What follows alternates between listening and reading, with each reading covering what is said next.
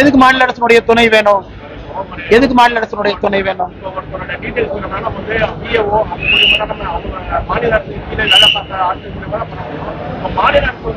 அப்படின்னு யாரு சொன்னாங்க? மத்திய அரசு டைரக்டா ஒரு போர்ட்டல் ஆரம்பிச்சு போஸ்டல் டிபார்ட்மெண்ட் தான் ஏஜென்சி தெரியுமானே? சிஏஏ சட்டத்தை படிச்சீங்களா நீங்க? அந்த 35 பக்கம் கொடுத்தாங்க. யாராச்சும் நண்பர்கள் படிச்சீங்களா? ஜேர்னலிஸ்ட் போஸ்டல் டிபார்ட்மெண்ட் ஒரு வார்த்தையை பயன்படுத்திருக்காங்க. யாராச்சும் படிச்சீங்களா? பிரச்சனை யாரும் படிக்கிறது இல்லை. அரசியல்வாதிகளும் படிக்கிறது இல்லை, யாருமே படிக்கிறது இல்லை. அவங்க அப்படியே ஒரு பொய்யை சொல்றாங்க, அது உங்களையும் கேட்க வைக்க நிர்பந்திக்கிறாங்க. போஸ்டல் டிபார்ட்மெண்ட் என்கின்ற வார்த்தைகளை போட்டிருக்காங்க, கவனிச்சீங்களானே? திரும்ப திரும்ப கிளிப்பிள்ளை மாதிரி சொல்றேன். இந்த மாநிலத்துல அரசியல்வாதிகள் ஆளுகின்ற முதலமைச்சர் தயவு செஞ்சு மத்திய அரசு கொண்டு வந்திருக்கக்கூடிய சிஏஏ சட்டத்தை படிங்க. 35 பக்கம் உள்துறை அமைச்சரை வெளியிட்டிருக்கக்கூடிய அந்த ஸ்டாண்டிங் ஆர்டரை படிங்க. மாநில அரசுக்கு எங்க இதுல சம்பந்தம் இருக்கு?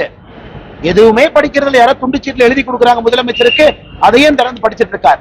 போஸ்டல் டிபார்ட்மெண்ட்டுக்கு அதில் நாம ரைட்ஸ் கொடுத்திருக்கோமா இல்லையா? போர்ட்டல் எப்படி ஓபன் பண்ணிருக்கோம்? போர்ட்டல் ஆன்லைனா ஆஃப்லைனா? எதுவுமே தெரியாம உங்க பாட்டு பேசினா எப்படி பதில் சொல்றேன்? மத்திய அரசுக்கு 100% அமல்படுத்துவதற்கான தகுதியும் ரைட்ஸ் இருக்கு. மாநில அரசுக்கு 0.001% கூட இதுல ஒண்ணுமே கிடையாது. யாருன்னு கவலை தெரிவிச்சிருக்காரா? கவலை தெரிவிச்சு சொல்லுங்க. கவலை தெரிவிச்சு சொல்லுங்க, சந்தோஷம் தான். வேற என்ன? அவரு கவலை தெரிவிக்கிறாங்க. எங்க ஆட்சி நாங்க மாற்ற முடியுமானா? இந்திய மக்களுக்காக நடத்தக்கூடிய ஆட்சி. அமெரிக்காக்காரன், வெள்ளக்காரன், இங்கிலாந்துக்காரன், ஜெர்மன்காரன் இத்தனை காலமா அவன் தீர்மானிச்சா இந்தியா எப்படி நடத்தப்பட வேண்டும் என்று. இப்ப நாம் தீர்மானிப்போம் இந்த நாடு எப்படி இருக்கணும். அமெரிக்காக்காரன் கவலை தெரிவிச்சோம்னே நீ நாங்களும் போய் எங்கேயும் ரோட்ல படுத்து அழுவுமான? இந்திய மக்களுக்காக நடத்தப்படுகின்ற ஆட்சி. அப்ப இத்தனை காலமா காங்கிரஸ்காரன் அமெரிக்காக்காரனுக்கு ஆட்சி நடத்தினானா? இந்த நாட்டுக்கு எது சரியோ அந்த திட்டத்தை நாங்கள் கொண்டு வருவோம். அது அமெரிக்காக்காரன் கோச்சுக்கு சொல்லுங்க. ஆனா வெள்ளக்கார வெள்ளத்தோலுக்கு வந்து பயந்து ஆட்சி நடத்தணுமா? சொல்லுங்க மேடம்.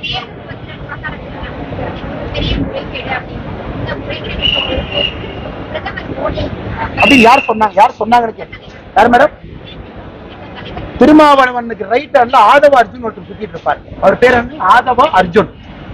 திருமாவளவனை கூப்பிட்டு அந்த ஆதவ அர்ஜுன் கேரக்டர் யாருன்னு கேட்கணும். இந்த லாட்ரி மார்ட்டின் ஒருத்தர் இருக்காரு தெரியுமானே? லாட்ரி மார்ட்டின் அவருடைய சன்-இன்-லா, மருமகன். ஆதவ அர்ஜுனுக்காகத்தான் விசிகா திருமாவளவன் தலைகீழா பிளாஸ்டிக் சேர்ல உட்கார்ந்துட்டார். எதுக்குன்னா எப்பயாச்சும் இந்த ஆதவ அர்ஜுனுக்கு ஒரு பொது தொகுதி வாங்கிடலாம்.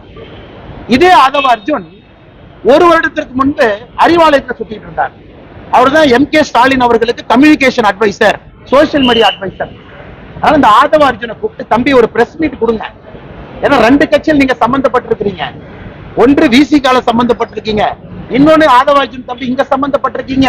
நீங்க யாருன்னு தமிழக மக்களுக்கு முகம் கொடுங்க.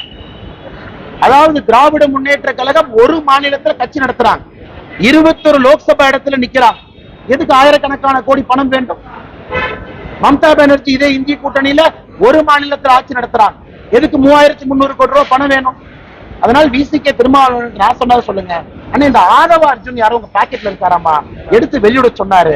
மார்ட்டின் அவருடைய மருமகனாமா, அவரு மூலமா தான் உங்களுக்கும் திமுகவினுடைய 90% பணம் யார் மூலமா வந்திருக்குன்னு கேளுங்க. விசிகேட் யார் பணம் கொடுத்தான்னு கேளுங்க.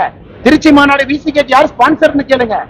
எதுக்கு விசிகே காரங்க பக்கத்தின் பிடிச்சா ஒரு வாரமா ஆதவ அர்ஜுனுக்கு சீட்டு வாங்கி கொடுங்க? எதுக்கு? ஃபண்டர் மேடம், ஃபண்டர் மணி.